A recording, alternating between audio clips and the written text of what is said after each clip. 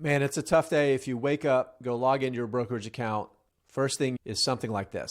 That's Plug Power stock. It is down 33% so far today. Things are not looking great for this company. I'm Jason Hall. This is The Smattering. If you're a Plug Power shareholder or somebody that's following this company, you're probably trying to figure out what is going on. Is this an opportunity to buy on the dip on this great growth story that the company has been selling investors for so long? Or is it time to get away? We're going to answer that question right here on The Smattering. But before we do that, just a reminder, this video is sponsored by The Motley Fool. If you're looking for even more great stock ideas, go to our special link. Go to fool.com/The Smattering. The Motley Fool is going to give you its 10 best stocks to buy right now.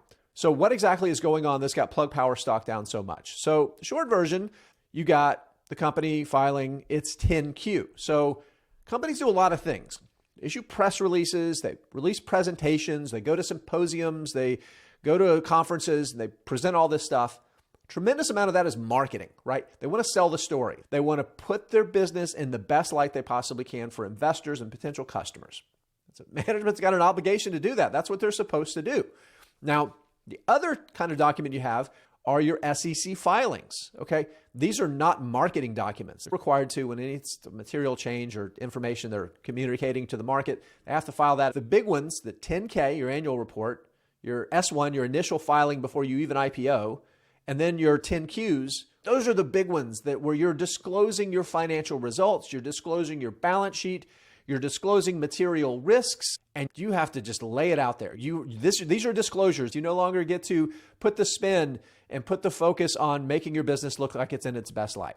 Why does that matter? The reason Plug Power stock is down so much today is because with their 10Q, that quarterly filing that they just filed with the SEC, they also filed something that has the market absolutely rattled.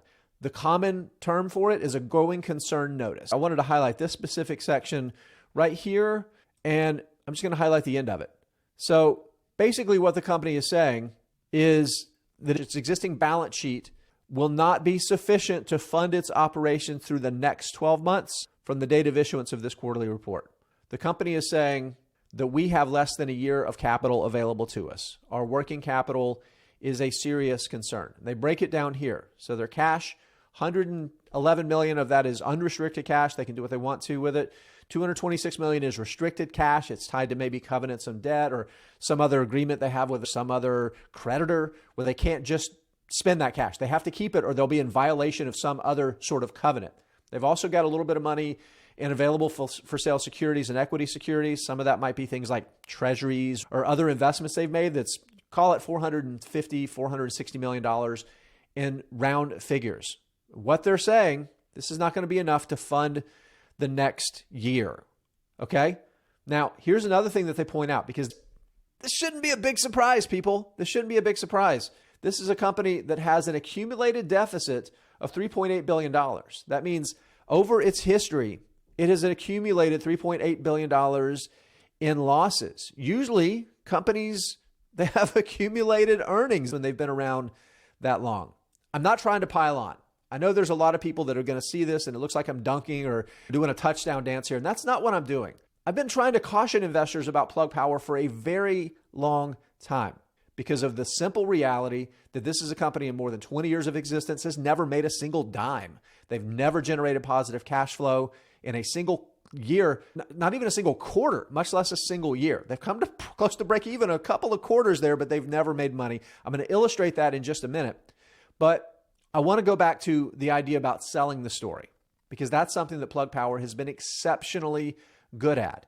And you need that story. Again, management, they have a responsibility to tell the story of their businesses, to get people excited and create that vision. And few companies have been as good at creating that vision as Plug Power has. Here's a big one, okay? If you look at the company, its expected revenue in 2023, expecting to do about $1.2 billion in revenue. That's up a ton. That's up a huge amount from where it was even a year ago. But they're saying they're going to do a lot more than that, $1.2 billion. They're saying, you know what, by 2027, we're just a few years away, $1 billion in revenue, and we're going to have gross margin of 32%. And they say, you know what, that's nothing. We're going to 3x that, $6 billion in 3 years, and we're going to do $20 billion by 2030. So we're talking like 6 years away from now. 35% gross margin, telling this great story, selling the story. Here's the problem, people. The company has never been able to do that. It's never been able to generate positive gross margin for any extended period of time. And certainly once and again, gross margin, that's just what your revenue minus your cost of goods sold. That's revenue minus what it costs to make a product. That doesn't cover your marketing department, your salespeople, operations, accounting, all of the other things a business needs to operate. Doesn't cover any of those SG&A, basic operating expenses. As the company's revenue has been increasing, and this is the thing that bulls have been trying to tell me, look how much our revenue is growing. Look how fast it's growing. It's absolutely starting to skyrocket. I've been trying to counter that may be true, but look at the losses. The losses are accelerating even faster. Again, the company's full history, it has never generated positive cash flow a single time in its entire history. You may be asking, how has the company been able to exist for so long if it's never generated positive cash flow? They tell us right here, they have to disclose it when they do these SEC filings. They have to disclose it. Since inception, the company has financed its operations with proceeds from the sales of equity securities, convertible notes, debt, and redeemable convertible preferred stock.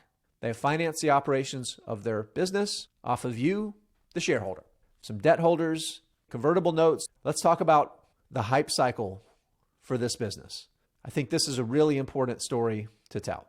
A lot of investors over the past few years, they see the stock price, they see some of the highs that it's hit. This is a stock price that was knocking on $65, $70 a share briefly back in late 2020, early 2021. If we think about the market cap, company's market cap peaked at over $35 billion. It's down to $2 billion today. That might sound like just huge, but then we go back in time, start split adjusting it, and that huge stock price that we saw, because of all the massive amount of dilution from shares issued that they've sold to new investors to fund the business, these recent pops look like drops in the bucket, okay? Since its beginning, this is a stock that is down, since its first day of trading, it's down 99%. Stock shares outstanding up almost 14,000%. This is the perfect example of the bag holder business. This is a management team that created a business with a great idea, and the vast majority of what they've done for 20 years is sell the idea and not build a sustainable cash flowing business. Probably don't have to tell you. I think you probably know my answer to this question now, but I'm going to give it to you anyway. Is this a time to buy? I think this is a time investors should stay away. The company is saying, we don't have the capital to make it another year. They're putting it right there and they're filing it with the SEC. We don't have the capital. What could happen?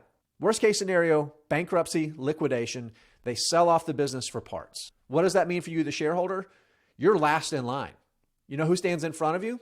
First of all, is like all their vendors, the people that their suppliers that supply them with parts and other things they use in their manufacturing facility. They stand in the front of the line to get paid first. And then you've got your leaseholders that lease some properties that they're up there too. You've got secured debt holders, your unsecured debt holders, your convertible notes holders, all of those lenders. They're in front of you. You own the business. Guess what? You owe a bunch of people money. You own a business. You know what happens? You go bankrupt. Everybody gets paid first. And then if there's any scraps left over, that's for you. That's the reality. And that could be whether the company goes bankrupt and is liquidated, or even if it goes to a reorganization. The reality is that shareholders are likely to get pennies on the dollar if that worst case scenario of a bankruptcy happens. What's a positive outcome? Maybe some white knight investor coming in, providing liquidity for a stake in the business, a percentage of the business that they take that removes the going concern, and they have enough liquidity to fund the business for a little bit more extended period of time. They're going to take a big chunk of the business, and investors are going to get whacked when that happens too. It's hard to see a really good outcome from here. Again, you look at the company's history, and it feels like its time is up under this management team, using this model of hyping the business, raising capital, and then incinerating it, wash, rinse, and repeat, all on the back of the bag holder shareholders that have been sucked into this great story in a business that can't generate good economic output on its own. I think the best thing to do is stay away. I'm going to be continuing to watch it closely. Maybe if there's some massive changes in leadership, a bankruptcy and a company that emerges with better liquidity, better people running it that know how to focus on generating return on investment, then that Plug Power might be an interesting one. But this one right now is one that people should just stay away from.